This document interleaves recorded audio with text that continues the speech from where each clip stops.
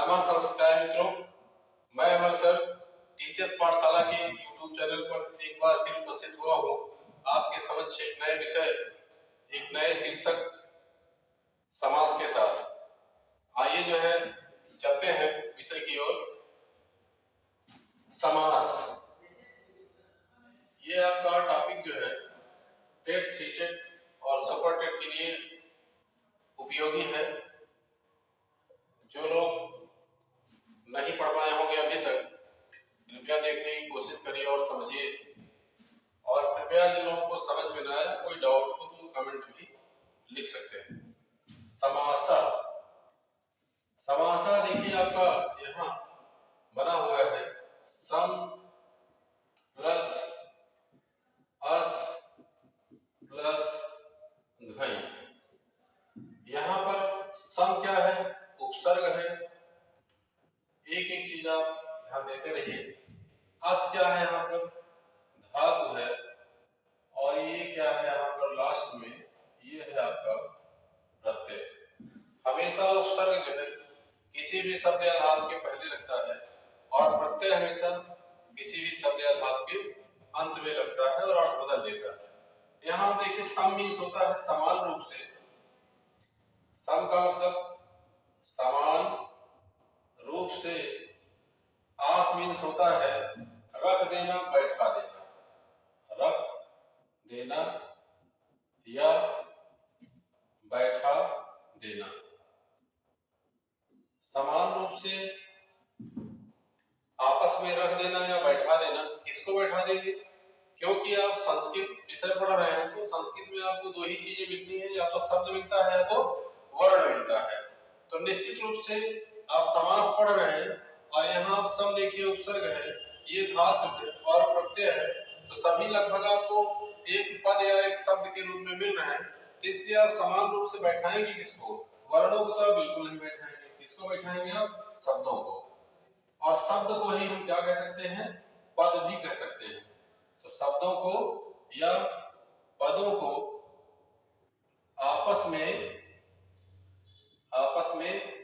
अस कर देना। अस मीन्स बैठा देना, रख देना। शब्दों को, पदों को आपस में बैठा देना ही क्या है? समास है। बैठा देना ही क्या है? समास है। ठीक, इतनी बात स्पष्ट हो गई। अब यहाँ देखिए जो है आपस में यदि बैठा दे रहे हैं तो बैठा देने के बाद क्या इसमें कुछ न कुछ परिवर्तन भी आएगा? निश्चित रूप से यदि दो व्यक्ति अलग अलग चल रहे हों दो दिशा में और एक साथ जब आके इकट्ठे हो जाएंगे तो निश्चित रूप से उसमें कुछ न कुछ परिवर्तन होगा। क्या परिवर्तन होगा? उनके आकार में कमी आ जाएगी। एक व्यक्ति पूर्व दिशा में जा रहा हो, एक व्यक्ति पश्चिम दिशा में जा रहा हो और कोई तीसरा व्यक्ति आए कहे आप दो अलग अलग दिशाओं में क्यों जा रहे हैं, एक साथ हो जाइए।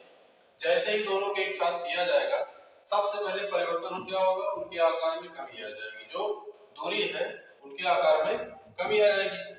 तो इस तरह से शब्दों को, पदों को आपस में इस प्रकार से मिला देना कि उनके आकार में कमी आ जाए लेकिन अर्थ भी पूरी तरह से स्पष्ट होता हो, वही समास है। इस तरह से जब आकार में कमी आ जाएगी तो निश्चित रूप से संक्षिप्तता आ जाएगी। जब संक्षिप्तता आएगी, शॉर्टनेस आएगा। जब शॉर्टनेस आएगी तो उसको हम एक इसका दूसरा नाम रख सकते हैं, क्या? संक्षेपीकरण। इस तरह से समास को हम क्या कह सकते हैं? संक्षेपीकरण। एक लाइन में इसकी परिभाषा हो गई कि शब्दों या पदों को आपस में इस प्रकार से मिला देना कि इनके आकार में कमी आ जाए और अर्थ भी स्पष्ट हो जाए, उसे ही हम समास कहते हैं। आप यहाँ से भी समझ पाएंगे, शब्दों को, पदों को आपस में इस प्रकार से बैठा देना ही क्या है? समास है। अब बैठाएंगे तो निश्चित रूप से कुछ न कुछ कमी आएगी। अब आप देखिए ये तो बात हो गई आपकी समास की एक लाइन में। दूसरी चीज ये है, क्योंकि हम संस्कृत का जो व्याकरण पढ़ते हैं वह व्याकरण जो है पाणिनीय शिक्षा के आधार पर है, अष्टाध्यायी के आधार पर है। तो निश्चित रूप से अष्टाध्यायी में आचार्य पाणिनि जी ने भी कुछ बातें इसमें कही हुई है समास को लेकर। तो आइए जो हिंदी में हमने परिभाषा इसको समझा, अब इसको जरा सा हम लोग समझ लेते हैं संस्कृत में।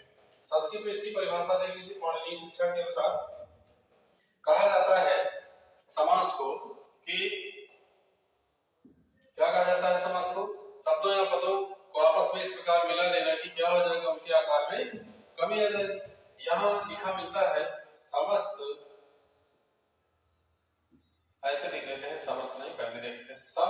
सनम समासः। एक परिभाषा दी है आचार्य पाणिनि के अनुसार, अष्टाध्यायी के अनुसार। हमारे आपके यहाँ जो टेट और सुपर टेट सीटेट में जो भी व्याकरण का आधार है वह पाणिनि शिक्षा का आधार है, ये भी आप जाने रहिएगा। अष्टाध्यायी का आधार है, तो उसके आधार पर समास की परिभाषा मिलती है सम सनम समासः। सम मीन्स यहाँ हो गया आपको समान रूप से, वही बात जो यहाँ लिखी हुई है। एक ही बात को आप चाहे जितने रूप में हिंदी में आप समझिए, संस्कृत में समझिए या इंग्लिश में आप समझ लीजिए। समास को आपने कहा संक्षेपीकरण, सम प्लस अस प्लस घई के द्वारा समास का निर्माण हुआ, और कंपाउंड आप बोल देंगे तो इंग्लिश में हो जाएगा। तो क्या हो गया सम सनम समासा। समान रूप से असनम मीन्स बैठा देना, बैठा देना ही क्या है, समान रूप से बैठा देना ही समास है। उसी एक बात को आप चाहे जितने रूपों में कहिए। यहाँ देखिए सम आपका उपसर्ग है, असनम में क्या लगा सम प्लस अस, माँ के आखिरी में जो आ रहा है वह, और ये सनम का स अस हो गया। अस यहाँ भी है, अस आपकी क्या है धातु है। आसते आसते ऐसे इसका रूप चलता है, तो आसते आसते आसनाम ऐसा इसका रूप में चलाएंगे। तो आसते में सोता बैठा देना। भाई आप किसी को कहोगे, आपके घर में कोई गेस्ट आता है तो आप क्या कहते हो, आइए महोदय बैठिए, आइए महोदय आसन ग्रहण करिए। तो आसन में कोई ग्रहण करता है तो क्या करता है अस प्लस अन। अस मींस अपने स्थान पर बैठ जाता है कि लेट जाता है, निश्चित रूप से बैठ जाता है। तो बैठ जाता है तो यहाँ क्या होगी धातु कौन सी होगी अस। आस्यते इति आसनम, जो अपना आसन ग्रहण कर ले वही आसन है, वही अस धातु है। तो सम सनम समासा, इससे भी परिभाषा स्पष्ट हो गई। और आप देखेंगे दूसरी परिभाषा में तो आपको लिखा मिलता है ऐसे समस्त पदानाम चैक पदी करणम यह समासः। समस्त पदानाम चैक पदी करणम समासः यह समासः। आपको करणम के स्थान पर पूर्वन भी मिल सकता है, भावनम भी मिल सकता है, कर्तुम भी मिल सकता है, सीधा शब्द क्रिया धातु है करना है। तो समस्त पदानाम सारे पदों को, पदानाम सारे नाम, पदानाम में षष्ठी विभक्ति लगी हुई है। हमने आपको शब्द रूप पढ़ाया था, शब्द रूपों में हमेशा आपको मैंने बताया कि षष्ठी विभक्ति का जो बहुवचन होगा उसमें क्या लग जाता है, हमेशा नाम लग जाएगा। तो यहाँ पद से नाम हमने लगा दिया तो षष्ठी बहुवचन हो गया, और इसका सीधा सा अर्थ होता है को। तो सारे पदों को चा प्लस एक कर, सारे पदों को एक पद में कर देने का नाम क्या है, समास। बात स्पष्ट हो गई। एक ही बात को मैं बार बार आपसे कह रहा हूं कि सारे पदों को एक साथ कर देने का नाम क्या है, समास है। अब समास के बाद आप ये समझेंगे कि समास में ऐसी कौन कौन सी मुख्य बातें हैं जो उसका निर्माण करते समय होती है। इतनी चीजों में आप जरा सा समझ लीजिए कि आपको प्रश्न कहां से मिल सकते हैं। बार बार मैं आपसे बोलता हूं कि किसी भी शीर्षक को पढ़ने के पहले आप ये भी समझे रहना कि वहां से कितने प्रश्न निकल सकते हैं। कभी कभी होता क्या है, हमको विज्ञान सा हो जाता है लेकिन हम प्रश्न का रूप और स्वरूप बिल्कुल नहीं समझ पाते। यहाँ आप देखिए क्वेश्चन कितने बन जाएंगे। पहली चीज, समास इस पद का निर्माण, समास इस पद की रचना निम्नलिखित में से किसके किसके द्वारा हुई है। तो इसके द्वारा हुई है, इसके द्वारा हुई है और इसके द्वारा हुई है। निश्चित रूप से तीन लोगों के द्वारा हुई है। दूसरी बात, यहाँ आपसे कह देंगे कि समास में कौन सा उपसर्ग लगा हुआ है, समास इस शब्द में कौन सा उपसर्ग लगा हुआ है। अगर इसी को हम संस्कृत में अगर पूछेंगे तो निश्चित रूप से मैंने आपको कई बार कहा है कि आपको जिन शब्दों में विसर्ग लगा होगा, मां लगा होगा, काटते जाए तो उसका रूप हिंदी बनता जाएगा। तो ये उपसर्ग लगा हुआ है, कौन सी धातु लगी हुई है पूछा जाए, ये ऐसे प्रश्न आ सकते हैं। यहाँ भी आप देख लीजिए, आपसे कहा जाएगा सम सनम डॉट डॉट डॉट भवति। नंबर 1 समासा, नंबर 2 अव्यय, नंबर 3 प्रत्यय, नंबर 4 धातु। क्या हो जाएगा, समसनम डॉट डॉट डॉट भवति होता है, क्या हो जाएगा, समासा हो जाएगा। यहाँ भी आप समझ लीजिए, प्रश्न कहीं से भी पूछा जा सकता है। आपसे पूछा जाएगा समस्त पदानाम चैक पदी करणम यह डॉट डॉट डॉट भवति, क्या होता है, समास होता है। इतनी बातें स्पष्ट हो गई होगी, आपने नोट कर लिया होगा। चलते हैं आगे और इसमें कौन सी चीजें होती हैं। तो समास स्पष्ट हो गया। समास के बाद हम यहाँ समझेंगे पहले और कौन सी चीजें हैं। पहले हमको मिलता है समस्त पद, दूसरा मिलता है हमको विग्रह।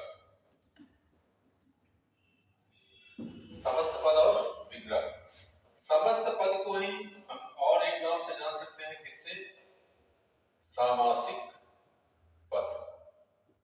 समस्त पद का मतलब ये है कि समास में कम से कम दो पद तो आए नहीं आएंगे, दो से ज्यादा भी आ सकते हैं। जैसे राम और लक्ष्मण, राम लक्ष्मण भरत शत्रुघ्न, ये चार हो गए, तो कम से कम दो तो आएंगे ही। जब भी आपको समस्त पद मिलेगा दोनों ही पद एक साथ चिपके हुए होंगे, ये क्या हो गया आपका समस्त पद। समस्त पद में आप देखिए जैसे राम लक्ष्मण, या की मात्रा लग गई, इसका सीधा सा मतलब ये है कि दो लोग हैं राम और लक्ष्मण, इसलिए की मात्रा लग गई। तो राम लक्ष्मण आपका किस प्रकार का पद है, समस्त पद है, दोनों एक साथ है ना। और जैसे ही इनको अलग कर देंगे क्या हो जाएगा, विग्रह हो जाएगा। तो विग्रह का सीधा अर्थ क्या है यहाँ पर, अलग करना, फैला देना, फैला देना या कि बिखेर देना। बिखेर देना ही क्या है, विग्रह। समस्त पद इस तरीके से जब आपके दो या दो से अधिक पद एक साथ होंगे, चिपके होंगे, आपस में मिलकर बैठे होंगे, तो ये हो जाएगा आपका समस्त या सामासिक पद। और जब इसको हम अलग कर देंगे, दोनों के इसको हम दूर दूर कर देंगे, तो क्या हो जाएगा, विग्रह हो जाएगा।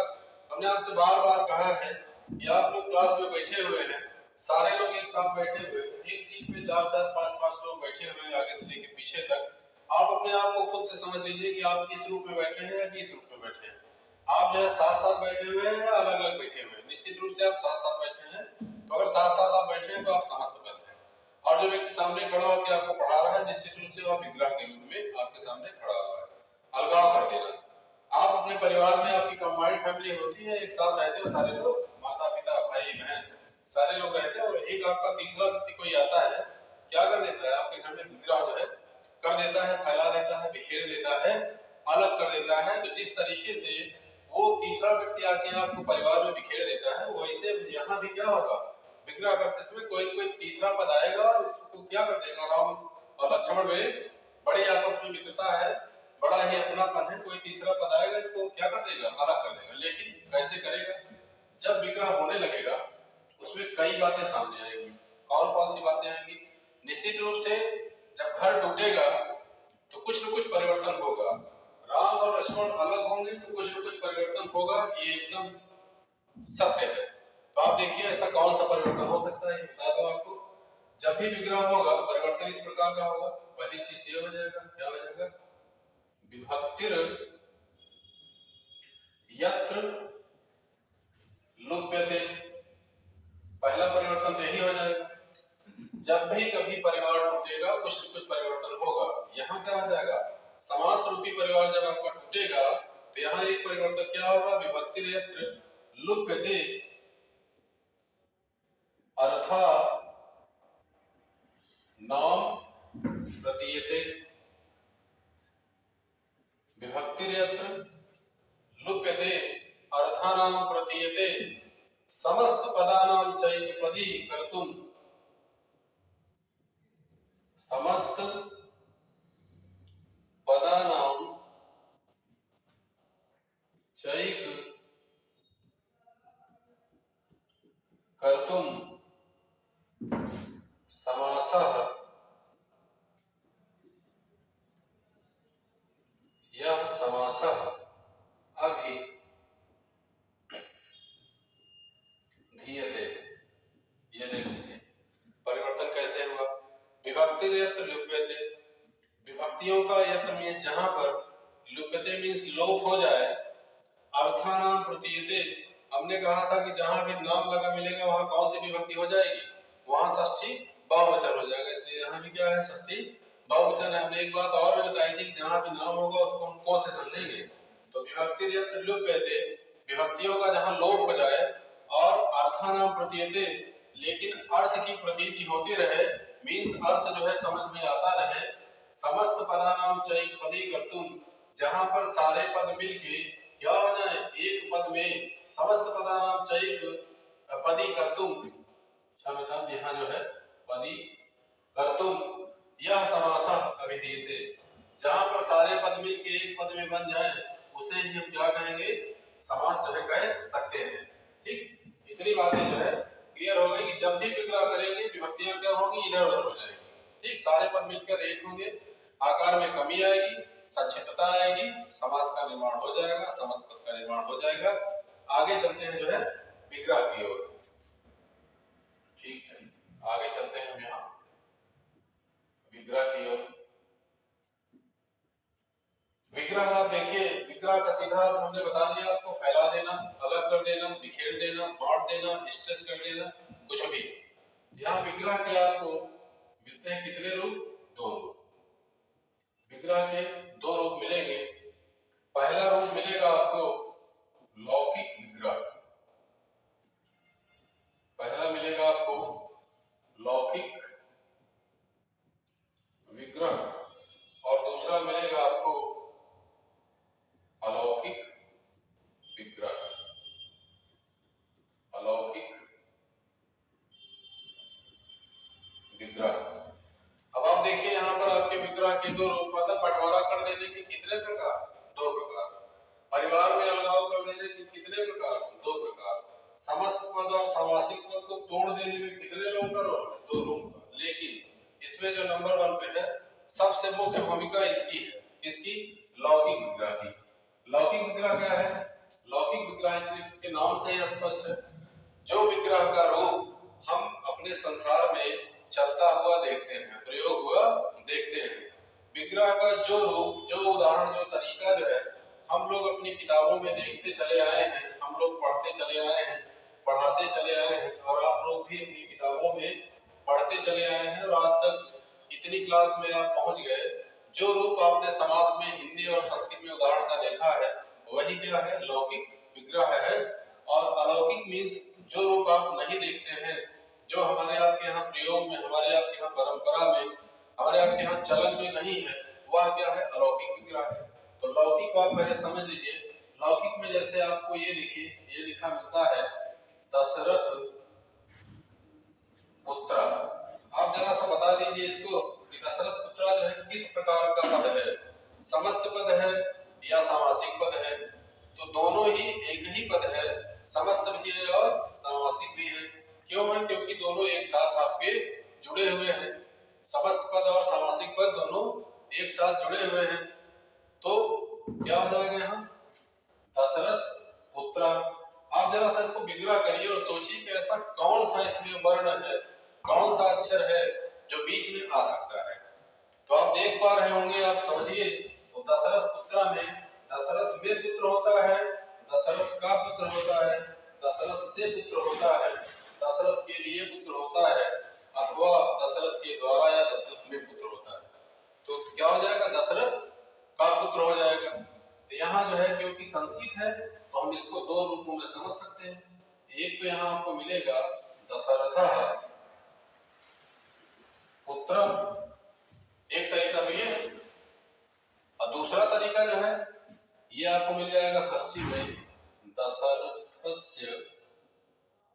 दशरथस्य पुत्र। अलग हो गया, ये देखिए दूरी बन गई इसमें। दशरथ यहाँ आ गए, पुत्र यहाँ आ गए, दशरथ यहाँ आ गए, पुत्र यहाँ आ गए, और बीच में क्या हो गया? अस्य हो गया। इसने क्या कर दिया? यहाँ ये विसर्ग जो आ गया, इस विसर्ग ने क्या कर दिया? विग्रह कर दिया, अलगाव कर दिया। यहाँ इस अस्य ने आकर क्या कर दिया? दशरथ और पुत्र के बीच में लड़ाई करवा दी, अलगाव कर दिया, फैलाव कर दिया, बिखेर दिया, परिवार इसने तोड़ दिया, समस्त पद को हटा करके इसने विग्रह में कर दिया। वी मीन्स विशेष प्रकार से जहाँ ग्रहण लग जाए, जिस परिवार में, जिस शब्द में विशेष प्रकार से क्या आ जाए? टूटना आ जाए, अलगाव हो जाए, वही है विग्रह। तो ये कौन सा विग्रह है? लौकिक। और यही रूप हमको मिलता है, यही को पढ़ना भी है। दूसरी बात है अलौकिक विग्रह। अब आप इसी बात को अगर ये कहते हैं कि दशरथ पुत्र को हम अलौकिक विग्रह में कैसे कहेंगे? तो अलौकिक मीन्स मीन्स होता है नहीं, अलौकिक मीन्स होता है जिसका चल संसार में ना हो, वही है अलौकिक। यहाँ आप देखिए, इसी बात को आप ऐसे कह सकते थे, जो हमको आपको कहीं मिलता नहीं है और ना ही ये विग्रह का कोई तरीका है। तो क्या हो जाएगा? दशरथ पुत्र सूनु यह सह पुत्र। इस तरीके से कुछ भी लिखा जा सकता है। तो ये आपका बिल्कुल भी जो तरीका गलत है, ये विग्रह का कोई रूप हो ही नहीं सकता। ठीक, तो हमको पढ़ना कौन सा है? हमको पढ़ना ये वाला विग्रह है। ठीक है, बात स्पष्ट हो गई, समास स्पष्ट हो गया, समस्त पद या समासिक पद स्पष्ट हो गया, और विग्रह भी स्पष्ट हो गया। अब जो है आप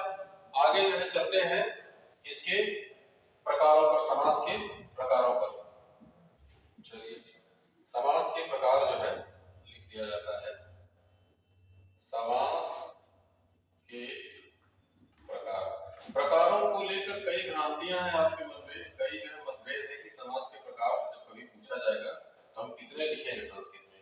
कुछ किताबों में आपको 4 लिखा मिलता है, कुछ में आपको 5 लिखा मिलता है, कुछ में 6 लिखा मिलता है। हमको क्या मानना है? हमको 6 मान लेना है। क्यों मान लेना है? क्योंकि हमारा यूपीटेट, सीटेट या इस तरीके की जो प्राथमिक स्तर की परीक्षाएं हैं या जूनियर स्तर की परीक्षाएं हैं, शिक्षक भर्ती में जब कभी भी आपसे समास के प्रकार पूछेगा तो हमको 6 ही मानना चाहिए। क्यों मानना चाहिए? क्योंकि हमारा आयोग मानता है 6।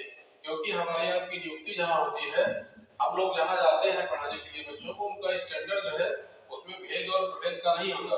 वो बच्चा ये चाहता है कि किसी भी चीज का भेद कितना है हमको एक लाइन में बता दीजिए। इसलिए आयोग में जो बैठे हुए विशेषज्ञ हैं उन्होंने ये कहा कि इसके प्रकार को कितने मान लेने चाहिए? 6 मान लेने चाहिए। आपको मैं बता देता हूँ कि 4 और 5 कैसे हैं जिन लोगों ने आपको किताबों में लिखा हुआ है। तो आप 4 भी समझे रहिए और 5 भी समझे रहिए, क्योंकि जब भी हम जाते हैं प्राथमिक विद्यालय में तो हमसे जो है गवर्नमेंट या आयोग ये उम्मीद करता है कि हम ऑलराउंडर हो, हम एक्सपर्ट हो, हमको 4 का भी ज्ञान हो, 5 का भी और 6 का भी हो। लेकिन बच्चा क्या चाहता है? बच्चा हमसे आपसे यही चाहता है कि हमको 6 प्रकार बता दिया जाए। चलिए मैं आपको 4 भी बता देता हूँ, 5 भी बता देता हूँ और 6 भी बता देता हूँ। ये आप देखिए समास के प्रकार, चाहे इसको आप टाइप ऑफ कंपाउंड कहिए या काइंड ऑफ कंपाउंड कहिए या हिंदी में संस्कृत में आप क्या कहेंगे? समास के प्रकार कहेंगे। तो समासा आपका विभेदार भी आप संस्कृत में बोल सकते हैं। मैं आपको बताता हूँ कितने प्रकार है। पहला प्रकार आपका यहाँ पे है, कौन सा? अव्ययी भाव समास। अव्ययी भाव समासा, ये हो गई इसकी संस्कृत। हम दूसरे में चलेंगे। दूसरा वाला आपका है तत्पुरुष। तत्पुरुष समासा। तीसरे में चलेंगे हम। तत्पुरुष के भेद प्रभेद आप आगे पढ़ते चलिएगा। तत्पुरुष के बाद हो जाएगा कर्म धारय समासा। इसका क्रम आप जाने रहिएगा। क्रम आपको इसलिए बताया जा रहा है कि इसके पीछे कुछ न कुछ कारण है कि तत्पुरुष के बाद कर्मधारय क्यों आ गया। अभी आपको मैं आगे स्पष्ट करता हूँ। तो कर्मधारय के बाद आपका आ जाएगा कौन सा समास? द्विगु समास। द्विगु समासा। और हम जब 5वें में चलेंगे तो 4 ये हो गए और 4 में भी चौथा प्रकार इसका है द्विगु समास और 5वां इसका है द्वंद्व समास। द्वंद्व समासा। और 6वां इसका है बहुव्रीहि समासा। एक एक का लक्षण और उदाहरण जो है आपको स्पष्ट किया जाएगा, बताया जाएगा। आप इसके भेद देख लीजिए तो मुख्यतः आपके 6 ही भेद हैं। अगर आपसे कभी प्रश्न पूछे कि समास के सामान्यतः कितने भेद हैं? 6 भेद हैं। समास के मुख्यतः कितने भेद हैं? 6 भेद हैं। और समासा कद भेद आया, समास के कितने भेद हैं? तो आपको 6 ही बताने हैं, 4 और 5 बिल्कुल नहीं बताने हैं। जब भी 4 और 5 आपसे पूछेगा तो वह निश्चित रूप से किसी न किसी के अनुसार पूछेगा, ऐसे नहीं करेगा समास के कितने भेद हैं। तो आप समझ लीजिए यहाँ समास के कौन कौन से आपके भेद हैं और किसके अनुसार कौन से हैं। तो यहाँ देखिए ये अव्ययी भाव समास आपका हो गया, तत्पुरुष समास हो गया, कर्मधारय और द्विगु। इसी में आपको दिक्कत होती है। तो जो लोग कहते हैं कि समास के 4 भेद हैं, वो नंबर 1 इसको मानते हैं, नंबर 2 इसको मानते हैं, नंबर 3 इसको मानते हैं और नंबर 4 इसको मानते हैं।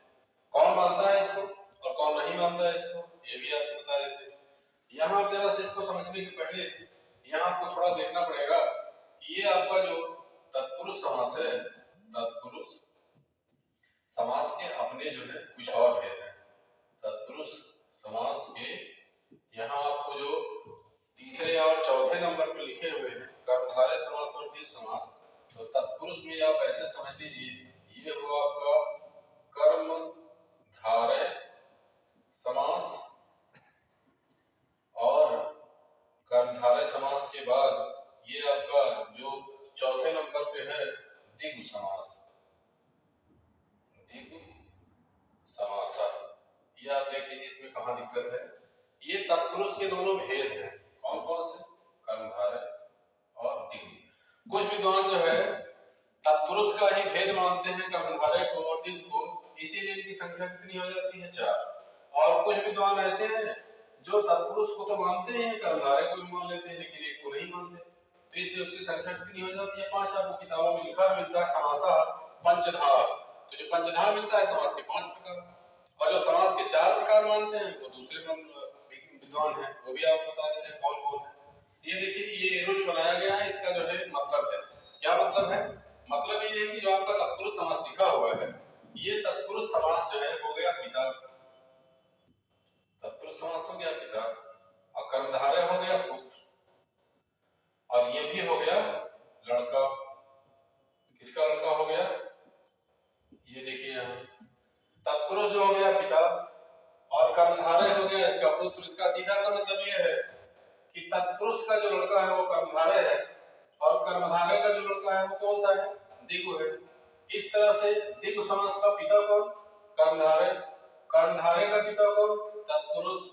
और इसका द्विगु समास का बाबा कौन? तत्पुरुष। तो क्रम आप जाने रहिएगा, बाबा, पिता, ये आपका पोता, और इसके पिता और इसके पिता, तो तत्पुरुष के दो भेद, कर्मधारय और द्विगु समास, ये समझ लेना। तत्पुरुष के दोनों भेद हैं, इसीलिए तत्पुरुष की गिनती की जाती है और कर्मधारय और द्विगु की गिनती नहीं की जाती है। यही कारण है कि विद्वान जो है इसको 4 प्रकार मानते हैं। ये 4 आपको लिख दिया गया है, इससे मतलब आपको बिल्कुल नहीं है, आप केवल जो है 6 प्रकार मानिए। मैं आपको आगे बता देता हूँ कौन कौन है, क्या मानते हैं। तो एक आचार्य वरदराज थे, आचार्य वरदराज जी। आचार्य वरदराज जी ने एक पुस्तक लिखी थी जिसका नाम क्या था जानते हो क्या? लघु सिद्धांत कौमुदी। लघु सिद्धांत कौमुदी। लघु सिद्धांत कौमुदी के अनुसार जो है ये आचार्य वरदराज जो है, लघु सिद्धांत कौमुदी संस्कृत साहित्य का एक व्याकरण ग्रंथ है। इसमें सारे ही व्याकरण का जो आप संक्षिप्त रूप पढ़ रहे हैं, व्यापक रूप इसी में लिखा हुआ है। यदि आपको टेट के अतिरिक्त नेट का एग्जाम देना हो, टीजीटी का एग्जाम देना हो, पीजीटी का देना हो, हायर एजुकेशन का देना हो, तो आपको यहाँ पढ़ना पड़ेगा। तो लघु सिद्धांत कौमुदी आपके स्टैंडर्ड की बात नहीं है, आपके सिलेबस की बात नहीं, क्योंकि समास में इनका योगदान है, इसलिए आपको बता दिया जा रहा है कि लघु सिद्धांत कौमुदी जो है इसके अनुसार समास के भेद कितने माने गए हैं? 5। और आपको लिखा भी मिलता है ऐसे, समासः पंच धा। समास के कितने भेद? 5। अब बात आई 4 में आपको एक और थे, क्या नाम था उनका पंडित जी का? भट्टोजी दीक्षित। ये सामान्य लोग नहीं थे, सामान्य यदि होते तो इनकी किताबों को लिखा गया और आज तक पढ़ा न जा रहा होता। ये इस दुनिया में नहीं है, लेकिन इन लोगों ने इतना भूतपूर्व कार्य कर दिया कि इनके जाने के बाद भी हम लोग इनको पढ़ रहे हैं, कोई इनका नाम लेता नहीं। भट्टोजी दीक्षित ने लिखा था सिद्धांत कौमुदी। सिद्धांत कौमुदी ये बताते हैं कितने भेद? 4। बात स्पष्ट हो गई। यदि आपसे पंचधा पूछेगा तो आप बता दीजिएगा इनके अनुसार। यदि आपसे ये मिलेगा चतुर्विधा 4 प्रकार, तो आप बता दीजिएगा इनके अनुसार। लेकिन अगर आपसे पूछेगा सामान्य रूप से समास कितने हैं, तो आपको 6 बताने। ठीक, ये बात स्पष्ट है। अब आगे चलते हैं 6 प्रकारों पे। हमने आपको स्पष्ट कर लिया।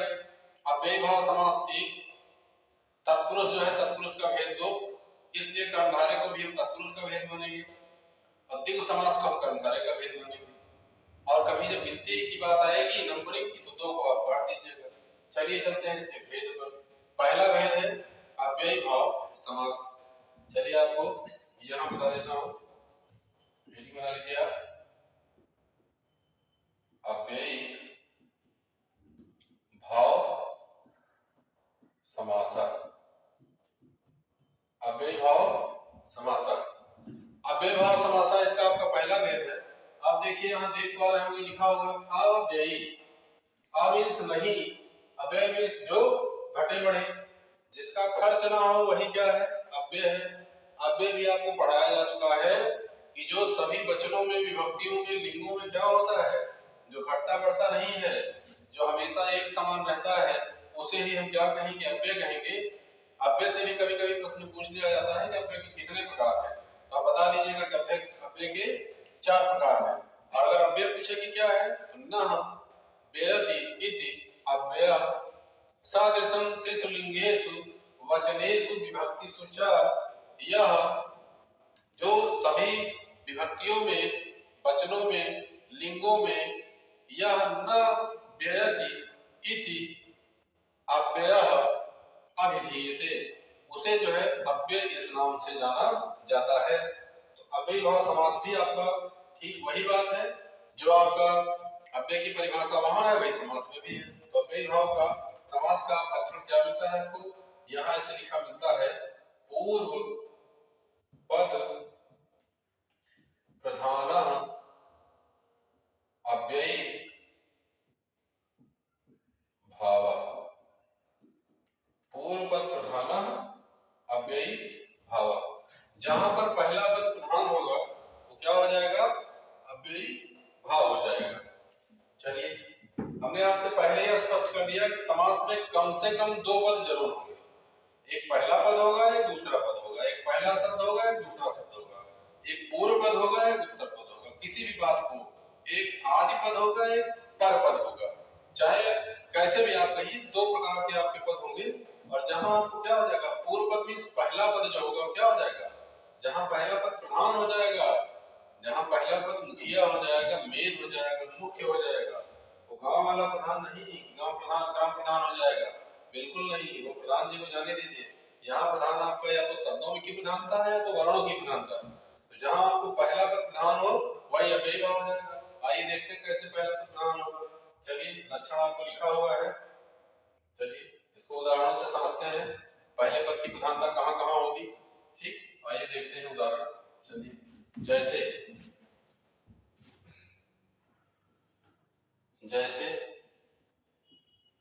कोई भी आप एक पद ले लीजिए, अव्यय जो है आपके 4 प्रकार होंगे और अव्यय का पहला प्रकार है उपसर्ग। तो यदि अव्यय का पहला प्रकार उपसर्ग है तो अव्ययी भाव समास में जो आपको उदाहरण मिलेंगे, निश्चित रूप से पहले पद में या तो अव्यय लगा होगा और या तो उपसर्ग लगा होगा, या तो अव्यय लगेगा या तो उपसर्ग लगेगा।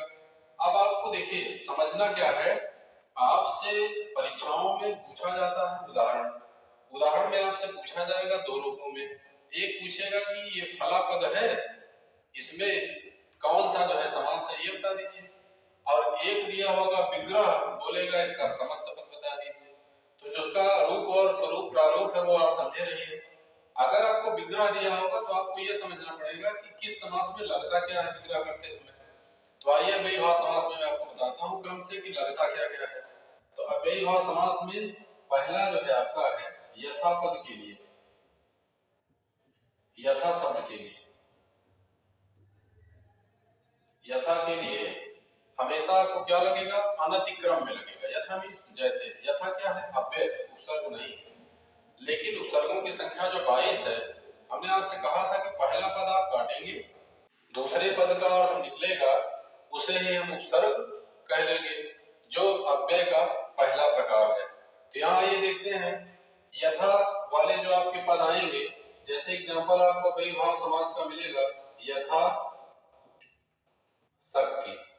आपसे पूछे कि यथा शक्ति में कौन सा समास है, तो यथा शब्द क्या है, अव्यय पद है, और शक्ति क्या है, आपका सामान्य सहायक पद है, शब्द है। और यथा क्योंकि यहाँ पे आपका अव्यय पद है और शक्ति आपका एक सामान्य शब्द है, इसलिए यहाँ पर अव्ययी भाव समास हो गया। जब इसका हम विग्रह करेंगे तो विग्रह करते समय हम यहाँ क्या कर देंगे, यथा और शक्ति, इसको हम अलग करेंगे। जब भी हम इसका विग्रह करेंगे, यथा वाले पदों के स्थान पर अनधिक्रम लगा देंगे, इसको हम पहले ले जाएंगे, क्या हो जाएगा आपका, शक्तिम अनति क्रम, शक्तिम अनतिक्रम, इस तरीके से इसका विग्रह आएगा। किसमें, यथा वाले पदों में। यथा के स्थान पर विग्रह का रूप देख लीजिए, यहाँ शक्ति पहले आ गया, यथा जो है यथा के स्थान पर क्या हो गया, अनतिक्रम में हो गया। हमने आपसे एक बात और बताई कि जिन पदों में आपको क्या लग जाएगा, मां लग जाएगा, वो नपुंसकलिंग में हो जाएंगे। इस तरह से एक प्रश्न और आपके लिए तैयार हो गया कि अव्ययी भाव समास के बने हुए जितने भी पद है सब किस लिंग में प्रयुक्त होंगे? नपुंसक लिंग में। एक क्वेश्चन आपका ये भी है कि अव्ययी भाव से बने हुए जितने भी आपके समस्त पद हैं किसमें प्रयुक्त होंगे? किस लिंग में? नपुंसक लिंग में। ये प्रश्न है आपके लिए, ठीक? कभी आपसे पूछ ले तो आप ध्यान रखिएगा इसको। यथाशक्ति में ऐसे हो गया। दूसरा यथा के लिए अनतिक्रम हो गया। यहाँ चलिए आइए अगले में। अगले में आपका जैसे किसी भी शब्द में यदि उप लगा हो, उप, गंगम, यहाँ उप क्या है? या तो अव्यय या तो उपसर्ग। तो उप मीन्स होता है छोटा, समीप। उप यहाँ क्या है? अव्यय नहीं है, ये क्या है? उपसर्ग है। और उपसर्ग है तो भी अव्यय का एक प्रकार है। अव्यय के 4 प्रकार होते हैं। हमने आपसे कहा है बेभाव समास में आखिरी के पद को विग्रह करते समय पहले ले आएंगे, पहले वाले को बाद में ले जाएंगे। तो जहां यथा होगा उसके स्थान पर अनतिक्रम। जिन पदों में आपका उप आएगा उसके स्थान पर हो जाएगा समीपम। और इसमें हम क्या कर देंगे? ऐसे हम लिख देंगे विग्रह करते समय गंगा या समीपम। आप क्यों तरीका समझ रहे हैं बस कि आपको विग्रह करते समय कहां क्या होगा। यहाँ गंगा या समीपम, गंगा के समीप, क्योंकि उप है इसलिए बेभाव हो गया। दोनों ही पदों में आप एक चीज देखिए कि यहाँ यथाशक्ति में यथा बिल्कुल निश्चित रूप से अव्यय पद है, लेकिन शक्ति आपका अव्यय पद नहीं है। लेकिन यथा में इतनी शक्ति थी कि उसने शक्ति को अपने आप खींच लिया अपने पास और शक्ति को भी क्या बना दिया? अव्यय बना दिया। इसीलिए बेभाव समास दोनों हो गए। ठीक वैसे ही यहाँ क्या है? ये गंगम जो आपका है, गंगम लिखा हुआ है नपुंसक लिंग में, लेकिन गंगम जो है लिंग में तो नपुंसक लिंग है, लेकिन ये बिल्कुल भी अव्यय नहीं है, उपसर्ग नहीं है, अव्ययी भाव नहीं था। लेकिन इसके अंदर, उप के अंदर इतनी क्षमता थी, इसने इसको घसीटा खींचा और सीधे इसको भी क्या बना दिया? अव्यय पद बना दिया। और समस्त पद में इसको जब लिया तो दोनों मिलकर क्या हो गए? उपगंगम हो गए। और दोनों ही किस लिंग में हो गए? नपुंसक लिंग में हो गए। तो उपगंगम यहाँ आपको आए, चाहे यहाँ पर आपको लिखा मिले उप कूलम, उप नगरम, सब में मां है, उप तटम। हमने आपसे कहा था ना कि जहां भी आपको मां मिल जाए तुरंत क्या पढ़ेंगे? उप तटम। सब में इस मां का आना क्या है? कौन सा लिंग है? सब में मां का आना बता रहा है कि मैं नपुंसक लिंग हूं। ये कूलम बता रहा है कि मैं नपुंसक लिंग हूं क्योंकि मैं इसके साथ आया हूं। ये नगरम बता रहा है कि मैं नपुंसक लिंग हूं क्योंकि मैं इसके साथ आया हूं। ये तटम बता रहा है कि मैं नपुंसक लिंग हूं क्योंकि मैं इसके साथ आया हूं। ये अव्यय है और उपसर्ग है ये। अब ठीक ऐसे इसका विग्रह कर डालेंगे। जैसे गंगा या समीपम किया, हमने कहा उप के लिए समीप आ जाएगा, तो क्या हो जाएगा? कूलस्य समीपम, नगरस्य समीपम, तटस्य समीपम। ऐसे आप क्रम से देख लीजिए इसको। क्या है ये पहले वाले का? कूलस्य समीपम, ये क्या हो जाएगा आपका? ठीक वैसे ही नगरस्य समीपम, ये क्या हो जाएगा? तटस्य समीपम। तो समीप वाले अर्थ में, उप वाले अर्थ में आप जाने रहिएगा कि आपको उसके स्थान पर लगेगा क्या। अगला आपका है, अगला इसका एग्जांपल आपका है आधि हरि। तीसरा देख लेते हैं आधि वाले शब्दों में। आधि हरि लिख के मिलता है। ये हरि आपका क्या है? पुल्लिंग में है। हरि शब्द आपका पुल्लिंग में है। और ये आधि क्या है? उपसर्ग है। हमने कहा कि अव्यय का पहला प्रकार उपसर्ग है, आधि उपसर्ग है। जहां भी आपको ऐसे पद मिले जिसमें आधि उपसर्ग लगा हो तो उनका विग्रह करते समय हम यथा के स्थान पर अनतिक्रम किए, उप के स्थान पर समीपम किए, तो हम आधि के स्थान पर इति कर देंगे। तो इसका विग्रह जो हम करेंगे हो जाएगा हरो हरो इति। इसका विग्रह क्या हो गया? हरो इति हो गया। आगे चलते हैं चौथे नंबर पे।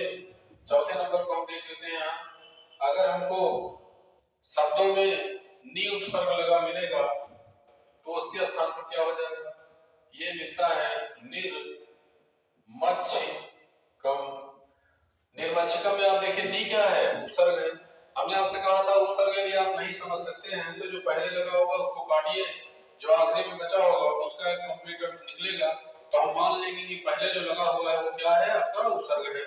यहाँ देखिए निर्मच्छिकम में निर हमने काटा, मच्छिकम लिखा हुआ, मच्छिकम मीन्स मच्छिका, अनिल मीन्स बिना, जहां बिना वहां भाव। तो इसका मतलब ये है कि जिन शब्दों में नी लगा होगा विग्रह करते समय हम क्या करेंगे, आगे आभाव जोड़ देंगे। ये क्या हो जाएगा, मच्छिका राम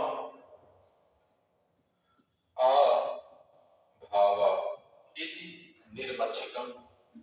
ठीक, दूसरा आपका क्या हो जाएगा, ऐसे ही देख लेते हैं, निर्धनम क्या हो गया, ये आपको देखिए यहाँ पर निर्धनम के द्वारा इसको समझ लेते हैं। पांचवा देखिए क्या है, निर्धनम।